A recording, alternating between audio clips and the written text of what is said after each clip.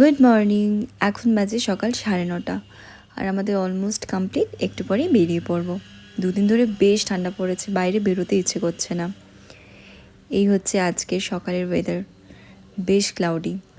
বাঙালিতে কিন্তু পৌষ পার্বণ চলে গেলেও পিঠা খাওয়া কিন্তু বন্ধ হয় না। মাম বললো চুষি পায়েস বানাবে, তো ব্যাস বসে পড়লাম চুষি বানাতে। তবে এই পৌষ পার্বণের প্রথম চুষি পায়েস এটা নয়, এটা বোধহয় থার্ড টাইম। কিন্তু ওই যে বললাম, পৌষ পার্বণ চলে গেলেও পিঠা খাওয়া বন্ধ হবে না। আমাদের এখানে কিন্তু সারা বছর বাটিচোরা বিক্রি হয়।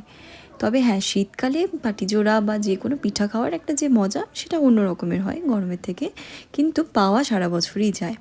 তবে যে বাড়িতে বানিয়ে যে পিঠা খাওয়ার উদ্যোগটা, এটা তো সবসময় নেওয়া যায় না। আর চাল কুটিয়ে একদম ফ্রেশ চালের গুঁড়োটা দিয়ে যে বানানোর ব্যাপারটা, অন্য সময় তো চালের গুঁড়োর প্যাকেট পাওয়া যায়, সেটা কিনে নিয়ে বানানো হয়। তবে পৌষ পার্বণে স্পেশালি দেখা যায় যে একদম সামনে করছে, সেটা দিয়ে বানানো হচ্ছে, সেটা একটু অন্যরকম ভালো লাগে।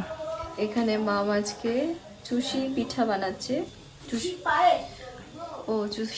চুষি পায়েস বানানো হয়ে গেছে অ্যাকচুয়ালি। আমি একটু শুয়েছিলাম, তাই জন্য আমার মানে আমি আসতে পারিনি আগে ভিডিওটা করতে। এই যে বানানো হয়ে গেছে, একটু ঠান্ডা হলে তারপরে খাওয়া দাওয়া করবো, মানে এটা খাবো। একটু ঠান্ডা হলে তারপরে এটা খেয়ে দেখবো। আজকে দুপুর থেকে হঠাৎ করে কেমন একটা যেন ফিল হচ্ছিল, মনে হচ্ছিল শুয়েই থাকি, ল্যাদ খাই। তারপরে সন্ধ্যাবেলা প্ল্যান করলাম দিদিভাই আর আমি মিলে একটু হেঁটে আসবো, ইভিনিং ওয়াক। তো বেরিয়ে পড়লাম।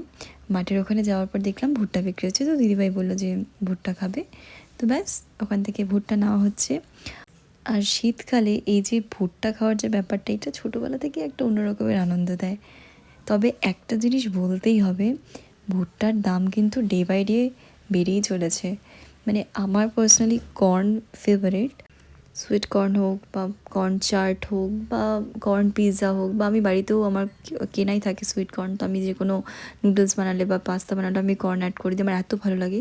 তবে এই যে পার্টিকুলার ভুট্টা, এটার এত দাম, মানে প্রত্যেক বছর এটার দাম বেড়ে যাচ্ছে। এতটাও দাম হওয়াটা আমার মনে হয় না যে ঠিক।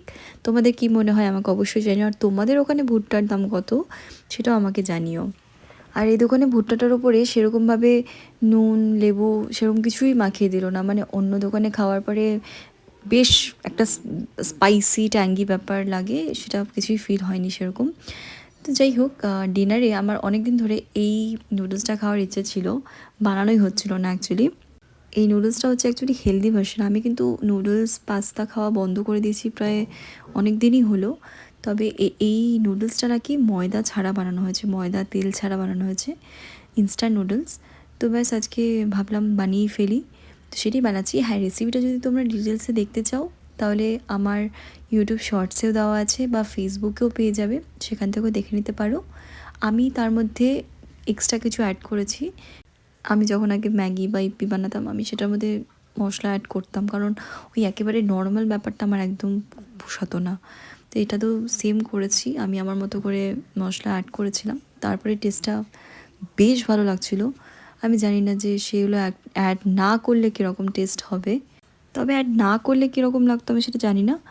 তবে এটা ছিল উইকেট গুডের মশালা, যেটা সেটা। আরেকটা আছে, ওটা কি আমি নামটা ঠিক জানি না, ওটা যেদিন বানাবো সেদিনও শেয়ার করবো তোমাদের সাথে। তবে চটপট করে দেখে নাও তাহলে কী করে বানালাম। আর ফুলটা দেখার জন্য কিন্তু ইউটিউব শর্ট বা ফেসবুকটা দেখতে হবে।